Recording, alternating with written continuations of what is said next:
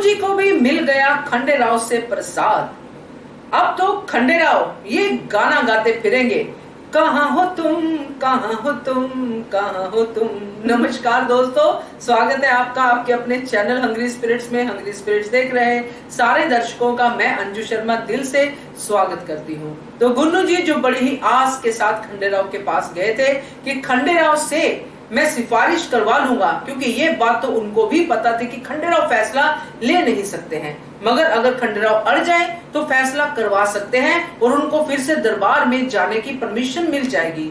मगर खंडेराव ने गुन्नू जी को, जैसे कि मैंने पहले वीडियो में बोला, दो टूक जवाब दे दिया और बता दिया कि अब मेरे हाथ में कुछ नहीं है भाई, अपना तुम खुद ही देख लो। तो इसके बाद जो हुआ वो बड़ा ही मनोरंजक था दोस्तों, मजा आया। और इस बात को लेकर और भी मजा आया कि खंडेराव ने गुन्नू जी को दोनों तरह का प्रसाद दे दिया।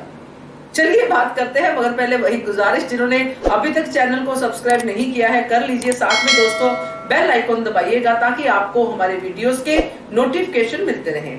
तो अब जो सीन ऐसा होगा दोस्तों कि जो हुआ है इस सीन में, इस कड़ी में, और गुन्नू जी अब खंडेराव से दूर रहना शुरू कर देंगे।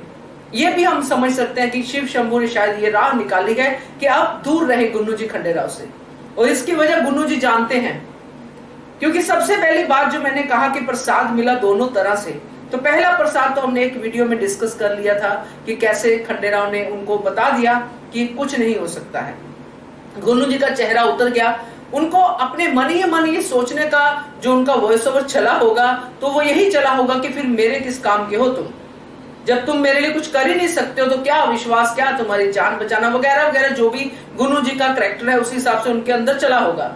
मगर यहाँ पे खंडेराव को फिर भी वो पीछे नहीं छोड़ सकते हैं, क्योंकि खंडेराव में अहिल्या देवी की जान बसती है, इसलिए वहीं पे खड़े रहते हैं और देखते हैं कि क्या हो रहा है।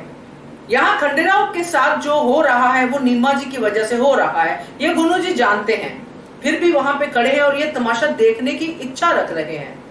और जब गुन्नू जी के सामने तारीफ करते हैं कि पता नहीं क्या ऐसी शक्तिशाली बूटी पिलाते हैं कि शरीर में स्फूर्ति आ जाती है और मन करता है कि और ज्यादा जैसे लड़ा जाए और शक्ति दिखाई जाए।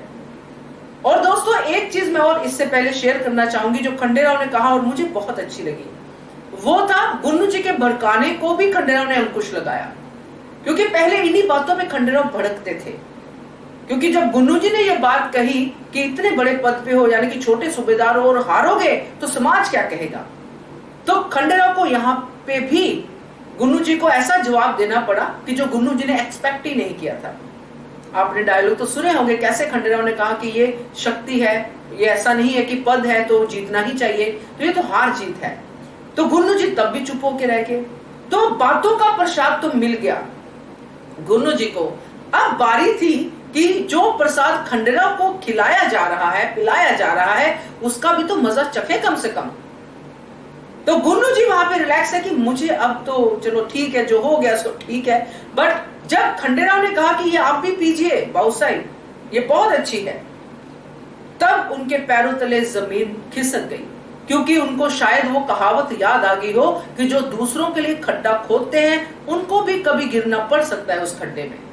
इसलिए गुन्नू जी एकदम से नहीं नहीं ये तो राजभोग है, जो भी उन्होंने बहाना लगाया, जबकि खंडेराव खुद जानते हैं कि वो तो समधी हैं, रिश्तेदार हैं, उनके साला साहिब है खंडेराव, तो ये राज वाली बात तो ठीक है मगर हम रिश्तेदार भी तो हैं। उसी एंगल से खंडेराव ने उनको हंसी में टाल दी कि क्या बात कर रहे हो आप, लीजिए, फॉर्मेलिटी कर रहे हो, औपचारिकता कर रहे हो, ये बातें कही खंडेराव ने। मुझे बहुत अच्छा लगा, क्योंकि ऐसा ही होना चाहिए, लाइट सा, इसी में बड़ी बातें हो जानी चाहिए जो हुई।